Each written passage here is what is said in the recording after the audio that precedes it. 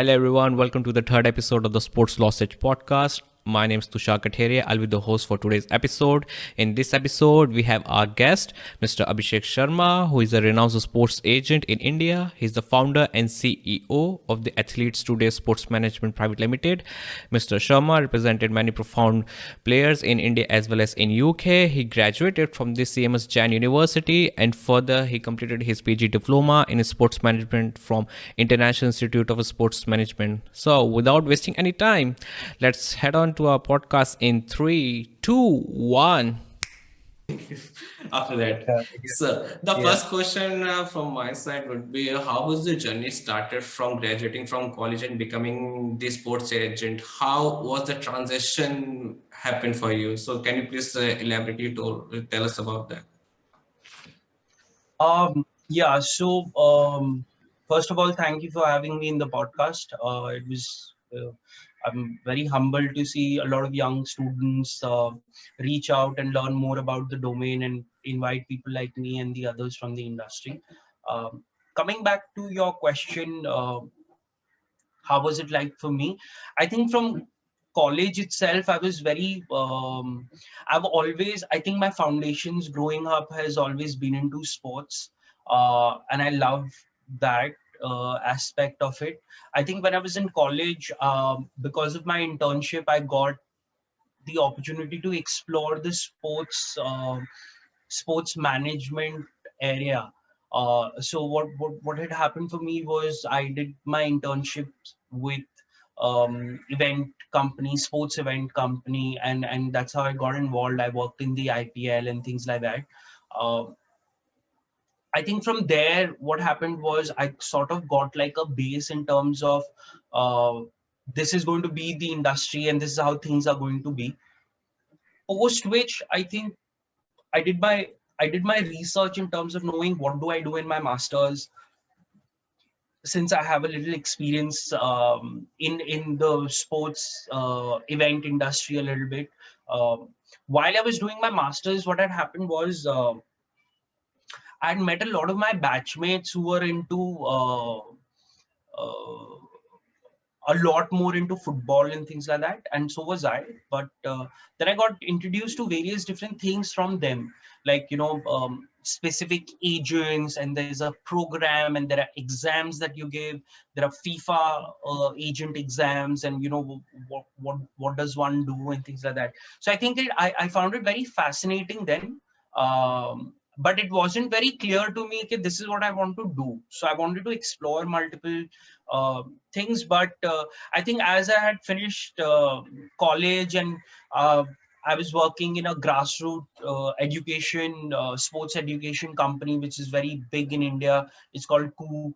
And I was developing curriculums for them and things like that. So I was really associated with grassroots, which is what I love and I'm very passionate about. Then I came to a period where I was like, I want to work with players and this is what I want to do. And, day by day, my idea was getting clear. So I remember in 2014, I went and signed a freestyle football player, a freestylist who, performs on the streets and competitions and things like that.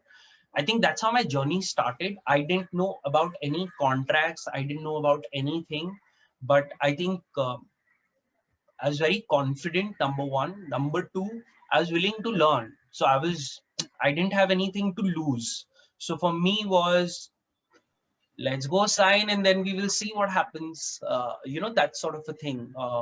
So I think it started from there. So I think after that, then I worked in multiple places. I worked in different companies as well. But my mind would go back to player representation. What do you do with athletes and things like that? So yeah, and I think by 2017 I took a conscious call and left wherever I was working, left my job, uh, and started Athletes Today. Really good to know about this, how your journey started, the transition phase happened. Really good. So my next question would be, what are the necessary skills which are required for becoming a sports agent? From your point of view, I want to know what are the things which are required. in today's market, which happened after the COVID and the pandemic, which is happening right now all over the world? Correct. So, see, there are core fundamentals that I would want to touch upon, and uh, there is no one way of becoming a sports agent. So it's not like I can give you. It's not like a Philip Kotler marketing book that you get the fundamentals and then you know about marketing. Okay, so it's more on the basis of there are a couple of skills that maybe you should have and maybe you should develop. Some things that I personally believe that someone who wants to become a sports agent, and that's how they think the industry should be, um, leads to things like having a good understanding and the acumen of the sport itself. So first the idea is I have to understand the sport really well, and then once I get to that period, it becomes a lot more easier for me to know what is the type of talent that I want to work with. So then you break things into down into various different talent category, age groups, and things like that, male, female, and things like that, different baskets that you can put into. 1 second.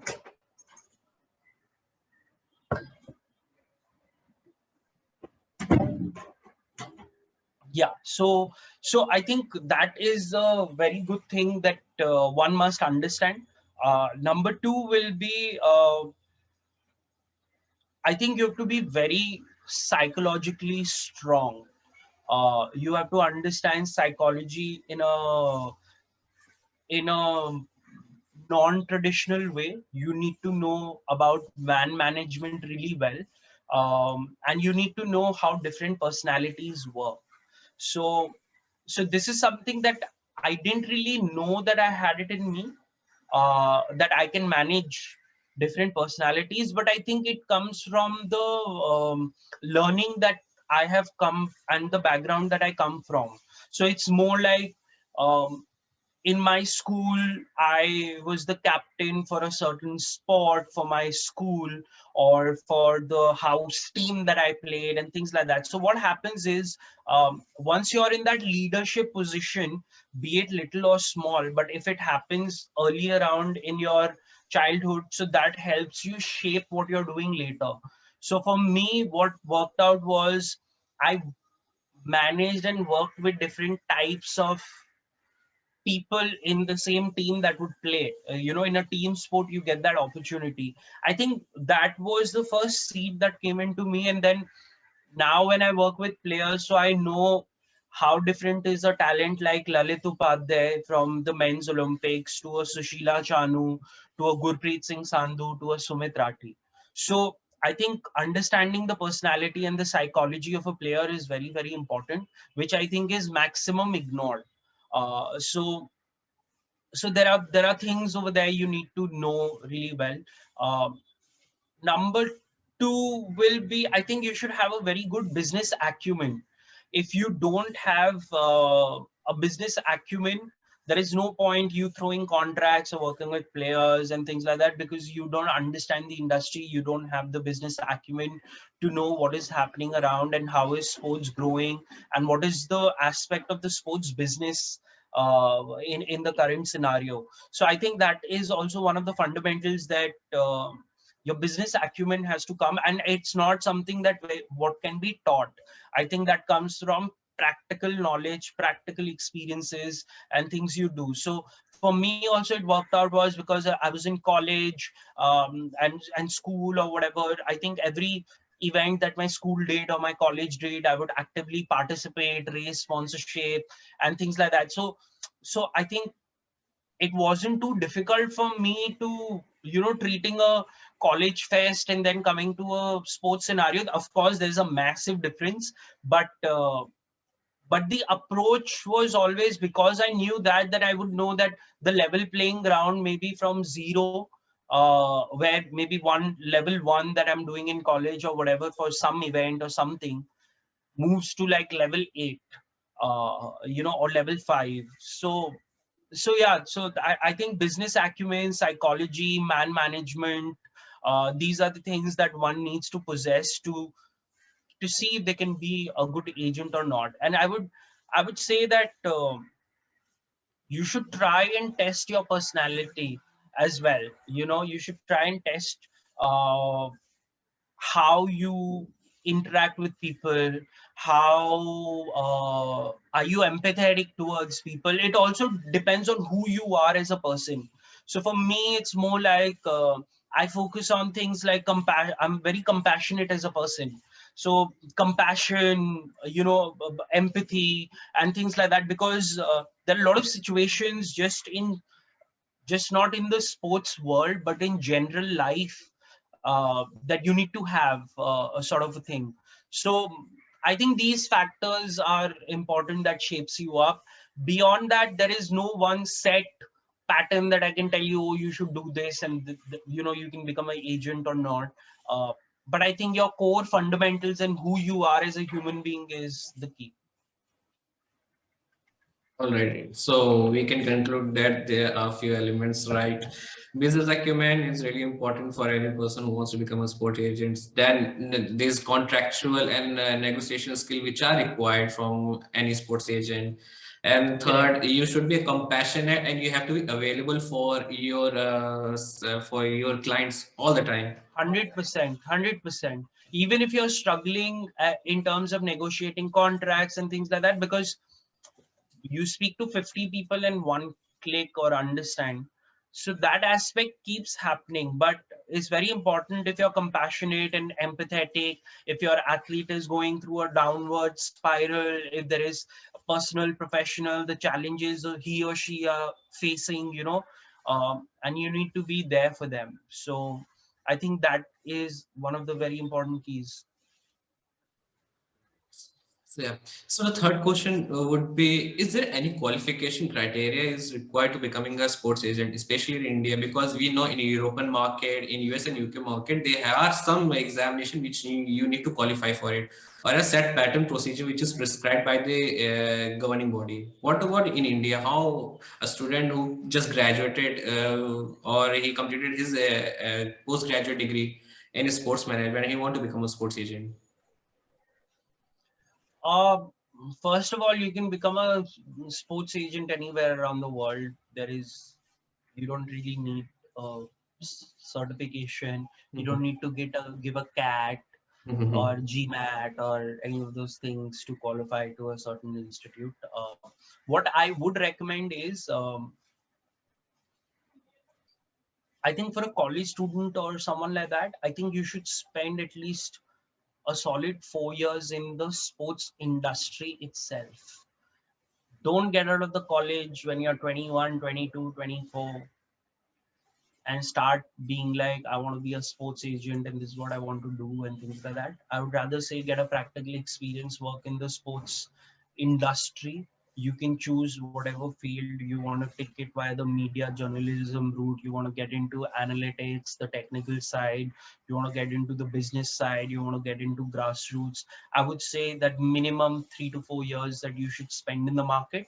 Uh, Once you've spent that time in the market and then have clarity, I think then you're in a better stage to know, do I want to work with players? How do I want to grow with things? And do you do they think they're going to be good enough?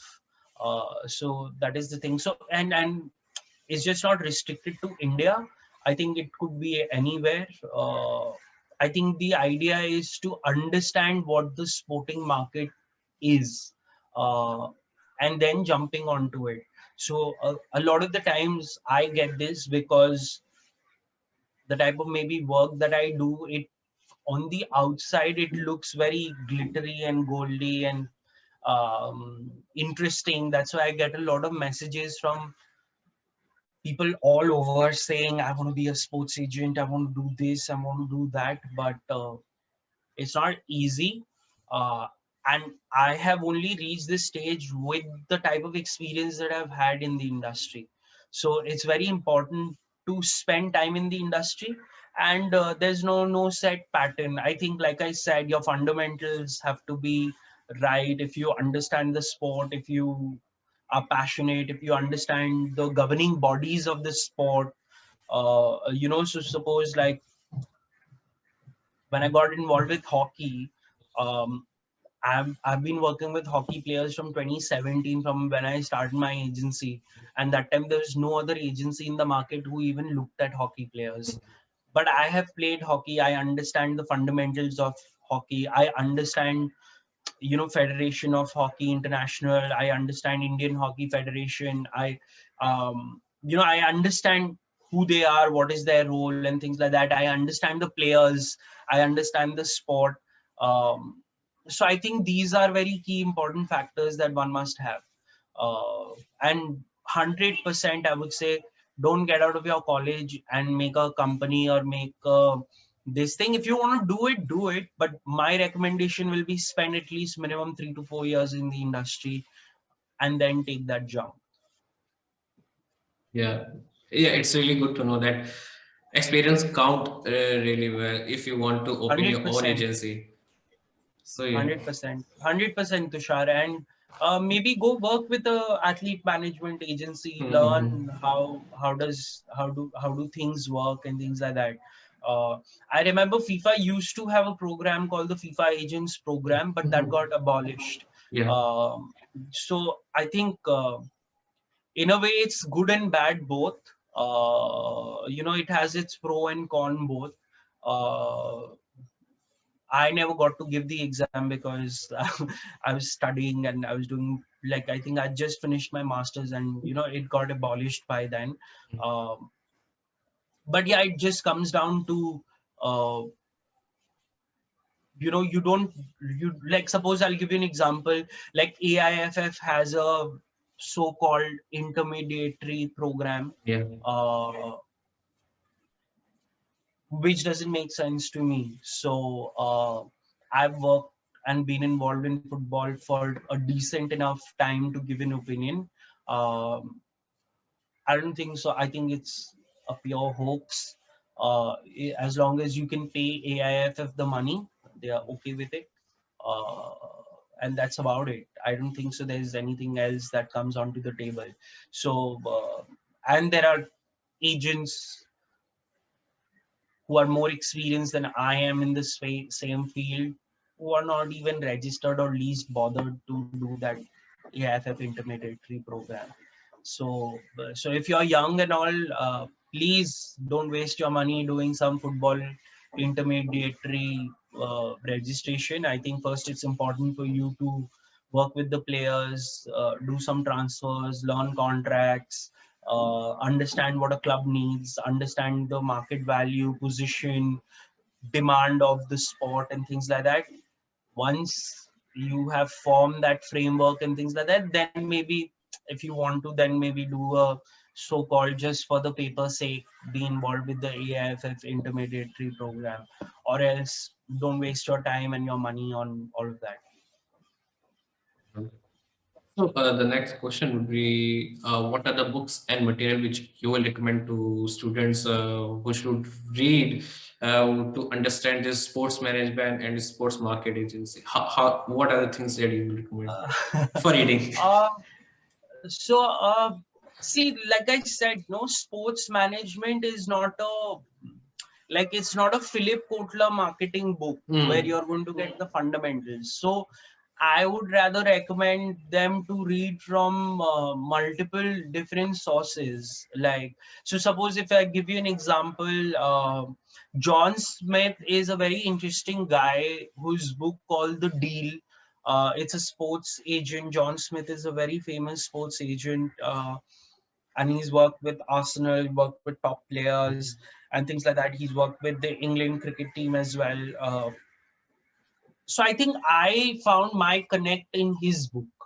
Like, it sounds very fancy to say, oh, Raiola, Mendes, all of that, but these guys are like, again, they have their own story. It's different. I think read what is more relatable to you. So I found John Smith very interesting. The book is called The Deal. And it's a very interesting read. Like, it's not that I will read that book and become a sports agent. It's just a very basic read into what was going on back then, how was he perceiving things, how did he handle situations, and things like that. Um, Beyond that, like, I focus on very different books. Like, I there's a very famous book, because I come from a background of marketing and sales. So uh, I would read this book by this man called Mark McCormack. And Mr. McCormack is the founder of one of the biggest sports agencies or the group in the world called the IMG Group. Mark McCormack revolutionized golf in the 70s, 60s, 70s, and all of that. And I found that very interesting. So when I was in college, it was recommended, the book was recommended by my dean to me. Until date, I have the book in my shelf, and I once in a while open it and read it. And the book is there are multiple books by him, but there are two of my favorite ones. One is called Selling in General, um, and it tells you what you like. It's like, um it's coming from a man who's made the biggest sports agency in the world. So so it comes from that thought pool, what was he thinking and what was that like. um Second, so the book is called Selling. The second book by him is What They Don't Teach You in Harvard Business School. So I think as an entrepreneur, I could relate to that book a lot more. uh, I don't need to go to an IIM or any place. This for me personally. uh, you should go to an IIM if you get a chance, or a IIT. But this is for me personally. So I didn't need to go to a specific institute um, to make my credentials and my hard work known. So for me, it was quite simple, and I think these are some of the sports related books. I love reading autobiographies. So for me, when I read Usain Bolt, I think I finished it in like 1 week or 5 days, and I was blown away with it, because he's one of those athletes who changed the way that the humans think, or the science that was going to prove that he's not going to win and things like that, and then he does. Uh, he redefines a lot of things in terms of human excellence. So I think I found all of that very, very fascinating for me personally. So yeah, if I would come, these are some of the books that one can look into. I love reading general philosophy as well. uh so I think anything that gets your mind a lot more clearer, you should read that. So I follow the Japanese philosophy really well. I read things like Wabi Sabi, Ikigai, different things. So there's no 1 second, sorry. Uh, there's no one combination, like I said. Multiple things that you can pick up, and books are knowledge. So yeah. So, whatever books that you recommend, I will put it in the description box so that students who want to read more about these, that what are the philosophy. 100%. So, I will recommend that books, and I will put the link as well as the Amazon link so that they can directly buy from there. So yes, 100%. yeah. So the next question would be how students can start their career in the sports management industry. How they can start with it from the minimal. Let's say if they want to just they are in the college life right now and they want to start it. What are the initial steps that they can take? Finish college, or while you're doing college, get an internship in a sports firm. Uh, get into the skin of what you want to do, because the sports industry is like an umbrella. So there is multiple things. There's journalism, there's media, there's technical, there's science, there's commerce, there's marketing, business, multiple things. So I think first join and work, do an internship at a sports institute, then grow. I think as you then finish college, I think you should work for at least 2 to 3 years. Once you work in the sports industry, you get a better practical knowledge. Once you're done with that, then maybe if you want to do a master in sports, then you should go pursue. Don't finish your college. Please don't join these stupid institutes, finishing colleges that are telling you to do an MBA, MBA in sports management and all of that. Please understand, get some practical experience, then maybe do a master's if you want to, and then explore the field. So first I would just say, explore the field in terms of internship and the market. And then maybe after spending, like I said, for me, I started my first internship in 2012, you know, and after spending 5 years of doing sports infrastructure, grassroots development, sports event management, and things like that, I knew what I wanted to do and what I wanted to change. So then I started my own thing in 2017. So by spending 5 years in that line and that industry, I was very clear that this is what I want to do, and this is what I'm going to be good at, and this is what I want to explore. So I would recommend the same for everyone. Like in general, spend 2 to 3 solid years in the industry before you take a jump. So from my point of view, I think the basic thing that any student can do is start with it. Start with organizing local tournaments. Just start managing their things. You can Yeah, find. see that has to be very impromptu. When you're in college, you're anyway doing so many activities. Yeah. But like I said, doing from that transition from doing a college tournament or the local tournament has to now shift into go work in a sports firm, do a 4 5 month internship, get to understand how they work, get to understand how does a company work, what are the fundamentals in the company, what is the operation process. I worked for an MNC. My only drive to work with that MNC was, back in the day, apart from the money that they were paying me, how does a MNC, why is it an MNC and what is different about it from an MNC and a Indian company? So the idea was for me to understand what are the processes do they have. How does it work? What are the different processes? How does this work from channel A to channel C? What is the time that it takes, and what is the flow? What is the hierarchy? And all of for me to understand.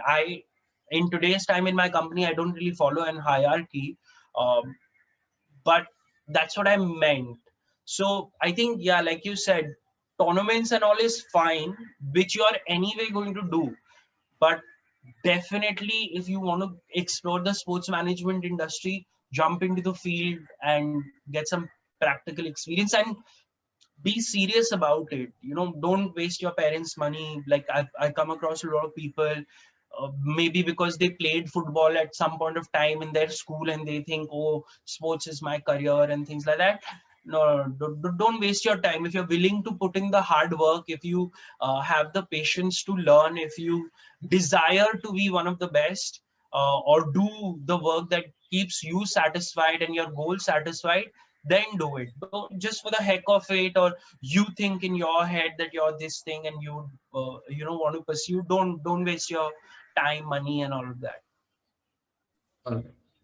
So the next question would be, how was the experience as a sports agent till now while managing the various players like Vandana Kataria, Sushila Chanu, Gurpreet Singh Sandhu? How was the experience? Because I know the story about the Vandana Kataria, and you did one session with the bridge or the sports kid about that. You tell their stories, how these women players come from the various background, how it's becomes really tough for them, that they had to battle with the society as well as they had to improve their game also.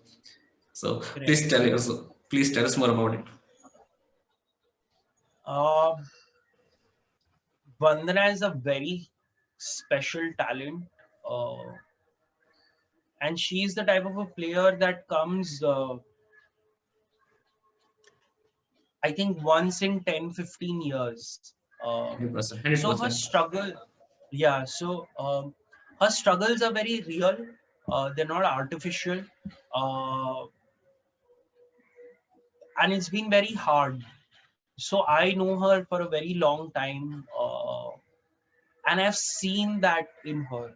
So for me, it's a very emotional sort of a journey to be having working with her. I have a very family sort of a relationship with her specifically, uh, and I think what I think it's a very universal thing that I believe in, where I think because of the suffering background challenges that she has come from, uh, it was the time for the universe to give it back to her. So the difficulties that she stood by and she faced her fears, her challenges from the background she comes from that type of the society where people think in a very narrow way, to face all of that and compete and constantly be in pressure to perform and be the best and be selected and do things like that. uh, and I think Rio Olympics is something that nobody ever will forget from the women's team or the fans. And Vandana Kataria will be a name that nobody ever will forget in Indian women's hockey. So I think it was the time for the universe to give it back to her, whatever they took away from her. Um, and she's a wonderful human being. Like in person, I've spent a lot of time with her. Um, I've come across a lot of athletes, but yeah, she's somewhat special. Yeah. And moving on to the others, yes, Sushila Chanu, one of the most experienced, technical, um, A quality player, former women's hockey captain. Uh, I don't think so ever in my life, being even a male hockey player, or it's not about male or female. It's like a hockey player.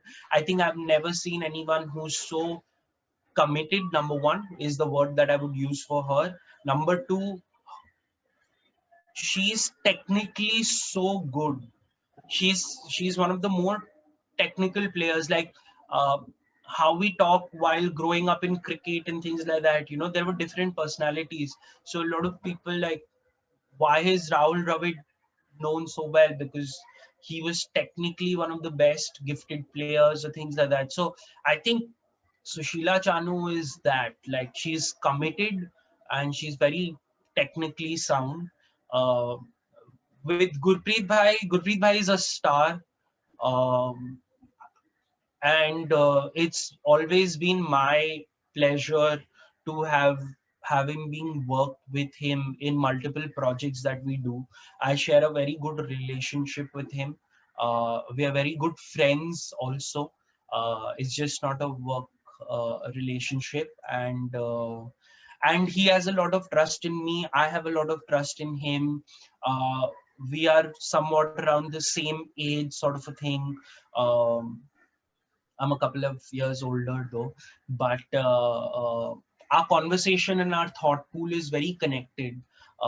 And I feel very comfortable with him. So there are times where I listen to something he says or take it as an advice, or there are things that I share with him. He takes it as an advice and appreciates my input and things like that. So I love it. And, I've tracked him down for a very long time to be now doing this with him.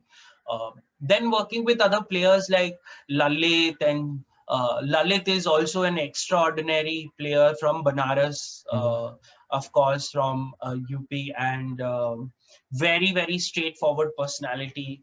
Uh, uh, uh, when we started working together, I had a lot of my friends from the UP and places like that come to me and saying, "Oh, वो बनारस का है, full भौकाल है वो." So they would say things like that, and I Yes. would also smile and be like that, and these things. So uh, Lalit is also a very down to earth, sweet guy. I think I love his sense of humor. I think I love Gurpreet's sense of humor and Lalit's sense of humor the most. Uh, and they're different, of course. They're two different types of humor, but I love it. I enjoy it. I laugh at it. Uh, and it's a pleasure to work with an Olympic bronze medalist. If I represent a guy who's won bronze medal in the Olympics, I think uh, in my personal goals, if I spoke to a younger Abhishek who had dreams in his mind and who would stay awake at nights looking at the sky or looking at trying to be like, what is it? So I think one of the things that is ticked off from my personal this thing is I worked with players who won Olympic medals, and not that they won and then I was working. I've been with them in that journey, so that for me is very gratifying and touching. And then working with younger players like Sumit and all is, I love the challenge, because then it's how I mold their personalities, what I do with them, how do I guide them, and things like that. So be it Sumit, Vivek, junior hockey India captain Vivek Sagar is our player, Sumit. And so they are in that 18 to 22, 21 age bracket. And I love it because that's such an exciting age to be at. There are lots of challenges with that as well, because uh, yeah, there's a lot of challenges into that, because I have been that age, so I understand how and what they're trying to think. Uh, but there's still a lot, because they've played for India. Sumit, India under 23, Vivek, captain of junior hockey. So I understand they're still very professional. The biggest challenge comes is the names that you don't know about and the players that I work with, uh, who are below 18, who are 16, 17, and all of that. Those personalities are interesting. Their demands are interesting. The things they say are really funny. Some of them are very rebellious and things like that. And that takes me back to my 15-year-old and how would I think, as super. I was very rebellious. I wanted to do what I wanted to do. I wouldn't listen to anyone and things like that. So I think I love it. Yeah, that's the thing. The name of the player which I that you also take it, because every player have their own journey and every players have their own way of living. So Correct. that's why I pick these three, four players right now and currently, because the when Vandana Katiyar scored 3 goals against Australia, one of the most proudest moment I saw, and me and my mother, we both were crying at that time when we were watching that match. Correct. So it's really good to watch that. At that time, it was really hard luck for us also that India could not went to the finals in the Tokyo We Olympics. scored that against Ireland, and with I Australia, they won 1-0. Yeah, it's a very the league was really tough for them. The group that they got it, it's really Yeah, tough. see, if I have to give you an entire scenario, what happened was the more than the group being tough, what worked for India was they played the first two difficult teams in the start. Yeah. If they face them in the end, there are chances we wouldn't have qualified. Mm. So we played them in the start. We played really badly. They thrashed us.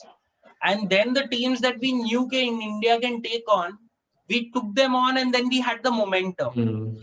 And once we had the momentum, then when we beat Australia 1-0, which we made history by reaching the Yeah. semi-finals, I think that, so in any sport, it's all about the momentum that you make.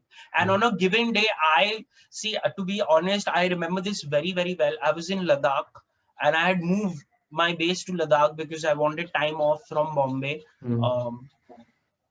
So I remember very, very well. I was talking to my journalist friends. I was talking to my friends who are the marketing head of various brands. And I was telling them, just over a drink or over a call or things like that, saying, women's hockey team this Olympics, no, if on a given day they all click, they can beat any team in the world. I knew it and I believed in it with 100% in my heart. I believed that they could take anyone on a given day. If they clicked, they can do wonders. And that specific day when they beat Australia, I was crying. I was in tears. I was talking to my mother on the phone. It was all over the news. I think I must have given 4-5 interviews after that. I came on live. I did various things, but it was truly emotional, because the thing is, nobody believed in it. And here is, I will personally maybe someday share this with my grandchildren or something, if I ever do have. Uh, I was 100% in the belief that they can beat them. Like, I knew it, that on a given day they can. And when it happened, like, I was crying and hugging people. And I think I was watching it with 20 people in Ladakh, in the place, in the place that I was staying. And it was super emotional and very happy. I think one of the highlights of 2021 for me last year would be that match and that game and things like that. So the next question would be, what are your views of the evolution of esports and the chess during this pandemic happened? And now you see, we have right now in chess, we having a golden generation. We have Vidit Gujarati, we have Nihal Sareen. There are so many young players are coming right now, which are becoming grandmaster at the age of 13 and 14. It's a very unique achievement for right now. Yeah. So can you please tell us about this? What do you see right now, the future of Indian sports market? Okay, so I am also, maybe as a reader fan, I don't hardcorely follow chess, I'm being honest. I also read whatever on the surface. So I think we are going through a golden period. I think these kids, or these people, or the or these guys who are doing so well in chess, I think there's a massive future. There are a lot of grandmasters that are going to come out of it. uh, and I hope the people and the brains that are behind working with these young talented players and things like that, I hope it goes the long way. That's all that I would comment and say, because I don't really know more than that into the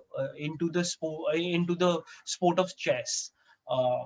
When it comes to e-gaming, yes, I think in the last 1 year, I've done a lot of research and grown, and my company is also working with a e-gaming company, which I'm not going to disclose now, which is going to happen very soon. Um, I think e-gaming is the future and a very interesting space. But I would like to correct people that Dream 11 and Fantasy leagues. MPL and all of that is that's not e-gaming. That's fantasy sport betting. So so it's please don't fall for these giants who are spending so much money on marketing to come and tell you, oh, we are an e-gaming company, but you're not. So I would come down to that. But yeah, the real e-gamers and the sports of e-game, I think it's very fascinating. And I think with the things that are going around in the world with related to crypto, NFTs, e-gaming, I think this whole ecosystem is going to come together. So a lot of the NFTs are going to be integrated into e-games and things like that. So I think it's a very learning period for all of us. I find it very fascinating, but I'm also learning. So I'm not an expert in it. I'm learning. Now in this year, one of the goals that my company had was to work with an e-gaming team and things like that. So we're very excited, and we want to learn. That is our thought process. That's about it. Yeah. So the thing which I picked this question specifically because in 2020, that at that time we have PUBG Mobile. So the PMGC happened at that time, and PMWS happened because in Eastern Hemisphere, where we are living right now, they had a separate tournament, and Western Hemisphere had a different tournament. So at that time, the 314s qualified for the top 10 standing at that time, including the Indonesian, Malaysian teams. And apart from that, there's a one Indian team, Orange Rock Esports team. They finished number 2 at that time, and it's one of the biggest achievement. We're going to be working with them. Oh, oh, that's one of the best team right now. And Right now, the BGI is happening right now. Battleground India Series is happening, and many talents are coming right now. There's a Skylight Gaming team. There's I already told you this. One of my favorite team right now. I support them. I know we this. are working with we're working with uh, the team that you mentioned, Yeah, and their owners is a very big e-gaming company yeah, based out of yeah, South Korea, uh, and I think maybe in your blogs or the post and things like that, whenever we do the press release and whenever this information is out, I will share it with you, and then maybe you can do this, and maybe I think we can do a triangle podcast where I yeah, would introduce you to the business head of Orange Rock in India. yeah, yeah. So, I so would, I would maybe love you to. could do something on e-gaming, and we can be involved and That would be push. honor for us because at that time I was talking to one of the content creator that I wouldn't name it because he's not working with them right now, but he's a really good broadcaster right now. He's working with the Battleground India series right now. He's doing commentary right now for them. So yeah. Yeah, and also the chess is I think in the pandemic only when Samir Raina started the chess streaming at that time, more people connected with him, and then Correct. these seeds which are implanted by Vishy Anand and Sagar Shah was Correct. also started with this chess based India from 2014. He started at that time, and now the seed which he implanted, and now it's become a history right now. And because Correct. all these people they works really hard at that time, now we are getting a reaping fruits right now. And what and in 2000 in 2020 only chess Olympiad happened at that time, and India became the joint winner with the Russia. This is the Correct. first time which has happened right now in the history of chess. So I think now the talents It's a are very coming. interesting phase. Yeah, correct. I totally agree. It's a very, very interesting phase. I hope it doesn't die down. And I Yeah, hope 100%. the people who are in this, I hope there are a lot of, not just sports agents, but like a lot of people who are behind the reason of these guys' success can match the commercial side of things too. Because, because like you said, this is the golden period, and there should be that much support and investment so that this period doesn't die. There is only a legacy that can be made from here on. Um, so it's very fascinating and interesting. And this will only be having a IPL style chess tournament, which is backing by Anand Mahindra. Correct. So Tech Correct. Mahindra will be backing this tournament. Vishy Anand is the Correct. commissioner of this tournament, and I think it's going to be very good. All the I also read about it. I find it very exciting. Yeah, correct. Yeah, Correct. last year only it announced, and and when I see because the first sport, the indoor sport which I learned was chess. And when I was 6 year old, I learned that Okay. chess. Wow. Yeah, yeah. The thing is, you can play anywhere in the world. You're sitting with a friend and start playing that. If you're having that carpet chessboard with you and the pieces of all the chess pieces you have, you can start play anywhere in the world. So yeah, Correct. Correct. Correct. In Calcutta, we have a culture. yeah.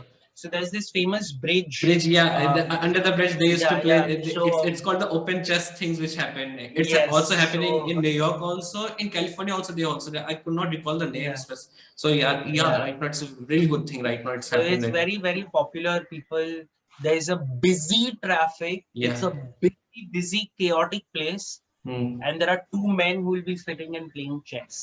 Yeah. So it's fascinating. I think your journey also, like you said, you learned chess as an indoor sport. I also played, like I played chess decently. I'm not like very good, but maybe I think I was a very outdoor person. Yeah. So I tried playing TT also. I played, but I think every time that I had to get out of my house or my class or whatever, I think that suited me the most. Hmm. Just to do different things. But Yeah. yeah, that's about it. I hope this culture, which is right now started, and now the esports are also connecting with the chess players right now. The TSM esports team, they signed this Hikaru Nakamura. They signed him. Oh His was wow. he's I think first male chess player who got signed by any esport team. Then there is Team Envy. They signed Bote's sister Alexandra and Andrea Botes. They are the chess streamer, but they also signed so that they can also into this chess market also. And in India we are still looking, is there any e-sport team which will connect with within Gujarati or Vishi Anand, or we had such a great talent right now. I hope. You never know. I would love to throw this idea to the OR people, saying, why don't you take this young kid as your chess player and grow your team and your brand? Because the idea for OR is just not to compete in PUBG. Now they want to make it a team that's going to compete in multiple esports universe. Yeah. So, and then there is a team. Could be. Maybe I'll connect you with that guy on the post, and you can maybe pitch. It would be honest. It would be honor for me. Yeah. So the last question would be, how was running an esports agency brings a new kind of challenges for you, especially in this pandemic also and prior to the pandemic. How is your experience till now? Then see, a lot of the times people don't understand what I do. Number one. So half the time people are thinking, so you're a manager or like a personal this thing, but I'm none of those. People who don't have an idea. Then I find a pool of people who come to me, and I've been told this, I don't know how many times. People who know football name these football agents to me. People who don't know football or a generic audience will come and say, Jerry Maguire, are you Jerry Maguire? And then I say, if some like, yeah, okay. If that is your knowledge to understand what I do, okay. But the real challenges are there's not a lot of success rate in this line of work. And the funny thing about talent is talent comes up, grows, the cycle dies down, and there is new talent. So it's a cycle that goes on. Nothing stays forever. So the period of working with players are very short, and what you can do with them. So I think keeping that in mind, there are various different things that you face. Not a lot of corporates also understand. Now they are more aware of player management agencies and things like that, and all of that. So that's been the core challenge. Financially, it's not really. Again, like I said, you need to have patience. Number one, the key if you want to get into this is you can't be chasing money from day one. Uh, so you need to have a lot of patience. I think I had that because for 1.5 years of me starting my company, I was struggling to with the expenses and the inputs that I got. Expenses and revenues, they were very different in numbers. So, but I was very confident. I had a lot of confidence in myself, my team. I had clarity in my vision, what I wanted to do. Maybe a little bit of blessing, luck, universe, whatever you want to call it. I had that by my side, um, and it worked, and it's working. Uh, I think during the pandemic, one of the biggest challenges has been uh, one of it's not a challenge, but I find it extremely funny. Is There are social media agencies, influencer marketing agencies, and all this crap that comes up.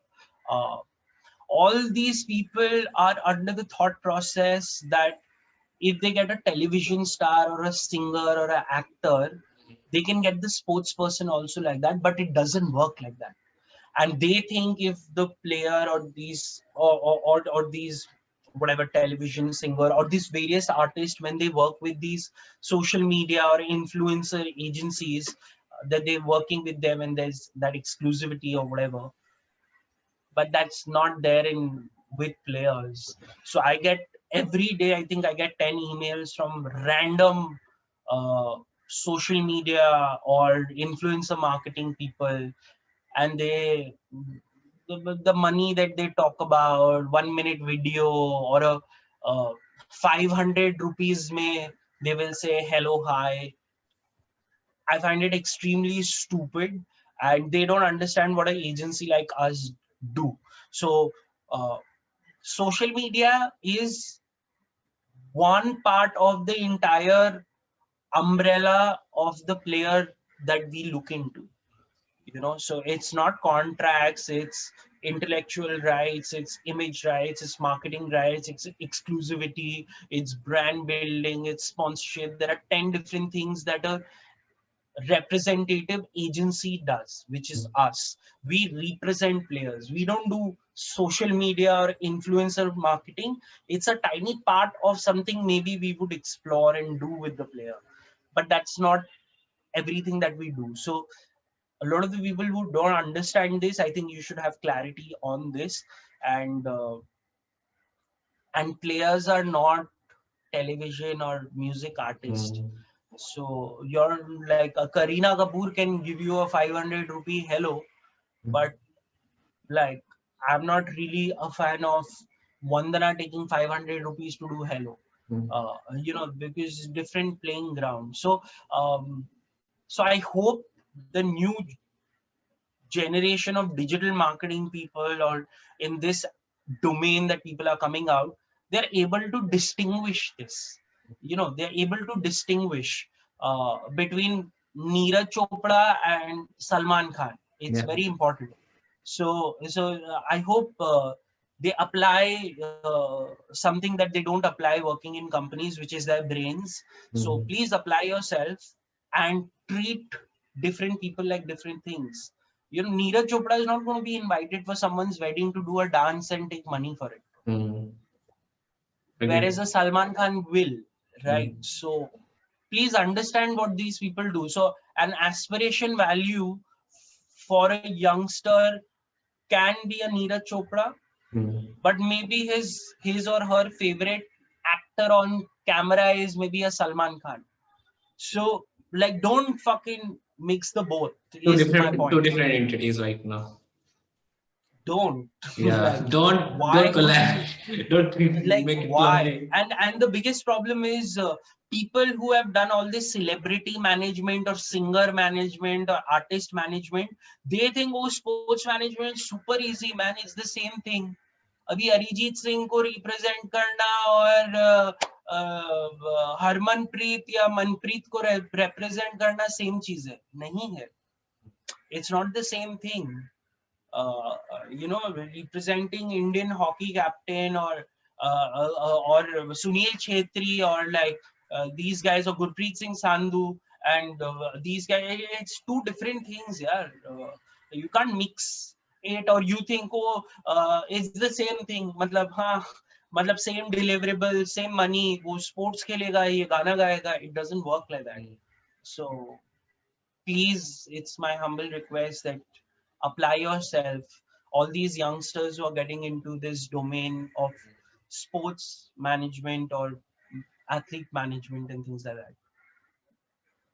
I think the next thing which will come would be the esport business. How they right now there's a one 8-bit creative which is handled by 8-bit Thak, who is the co-owner of this 8-bit age SATUL. This is the one famous Indian esport team, and also right now it's going to become a company in the future, and they are. They come with a very revolutionary idea. They will only manage they manage esport players separately, and they manage the content creators who are making their content in esport. They are managed in different way. I think this thing will become a huge thing. It's improving. See, people who have an idea of the domain are doing these changes. So it will happen. Like, I think it's very interesting. And of course, if there are things happening globally, I think now we have a faster rate of people understanding what's happening globally. For sure. because we learned so much from these Indonesian, South Korean companies, how they are doing right now, how the European and American esports companies are doing right now. I think we are catching up right now. In the playing field also, we are doing really great. But I think in behind the curtains, what are the things happen? Managing a player legally and illegally, what are the things that he needs to do? I think we are coming up really well. So yeah, I think that would be all for us. Thank you so much, Abhishek, for coming for this podcast. Thank you everyone for hooking up till the end of this episode. If you really like this podcast, make sure that you like and subscribe our channel. To more check out our what are the things which are doing right now, go and check our website, which is www.sportslausage.com.